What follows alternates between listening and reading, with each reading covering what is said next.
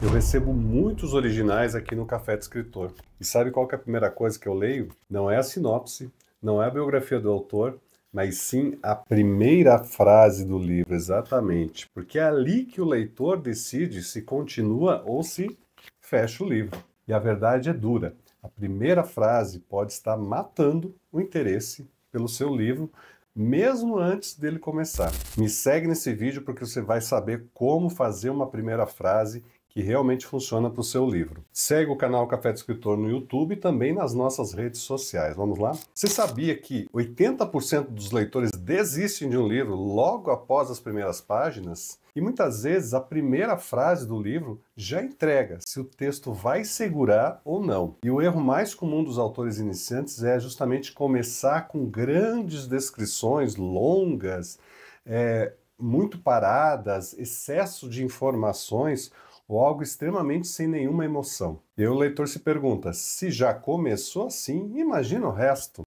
E o que ele faz? Ele fecha o livro. Agora, olha a diferença dessas duas frases, esses dois inícios de texto. Primeiro, era uma manhã ensolarada, os pássaros cantavam e tudo parecia normal. É bonito, né?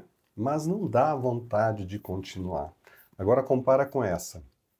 A última coisa que João ouviu antes do disparo foi o próprio coração. Veja que aqui já existe um movimento, existe uma tensão e uma promessa de uma história muito interessante. E não sou só eu que digo isso, grandes autores sempre souberam a força da primeira frase. Mais alguns exemplos aqui, ó.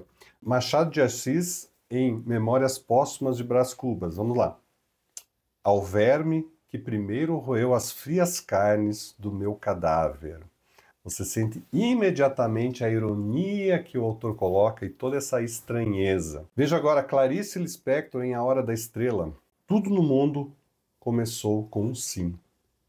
Olha que simplicidade, mas ela abre um espaço para um universo filosófico gigantesco. Da mesma forma, o Franz Kafka em A Metamorfose, a primeira frase é o seguinte: quando certa manhã Gregor Samsa acordou de sonhos intranquilos, encontrou-se em sua cama metamorfoseado num inseto monstruoso, direto, perturbador, profundo, impossível de ignorar. Quem consegue ficar alheio a uma frase dessas? E não precisamos só ficar nos clássicos, também na literatura contemporânea isso acontece. Trouxe dois exemplos aqui do meu amigo Robertson Frizeiro, Socorro Furtado e Longe das Aldeias, que diz o seguinte: em Socorro Furtado ele começa da seguinte forma a primeira frase: a coitada não tinha mais forças, socorro.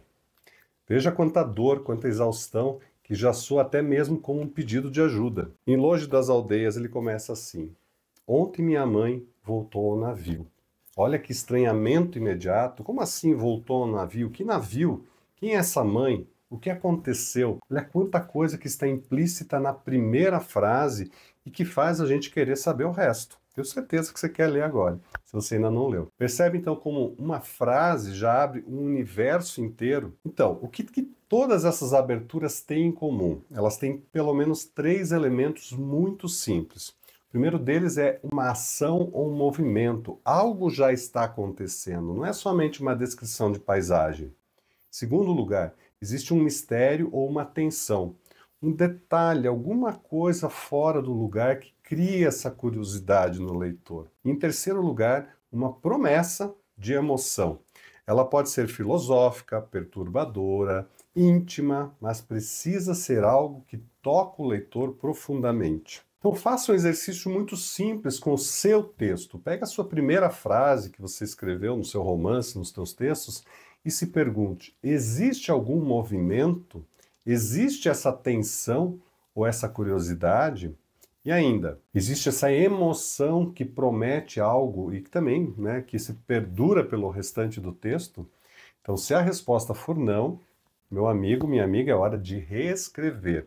E não precisa ser nada mirabolante, basta uma fagulha, aquele detalhezinho que vai justamente fazer o leitor virar página por página. Então, antes de pensar em publicar, releia a sua primeira frase. Ela está convidando o leitor para dentro ou está pedindo para ele fechar o livro e ir embora. Então, se você quer ajuda justamente para lapidar isso, transformar o seu texto em uma obra profissional, conheça a nossa Leitura Crítica Plus. Também temos a Jornada do Escritor em Grupo, temos vários produtos aqui, acompanhamentos de escrita que vão te dar justamente essa ajuda para você chegar nesse patamar.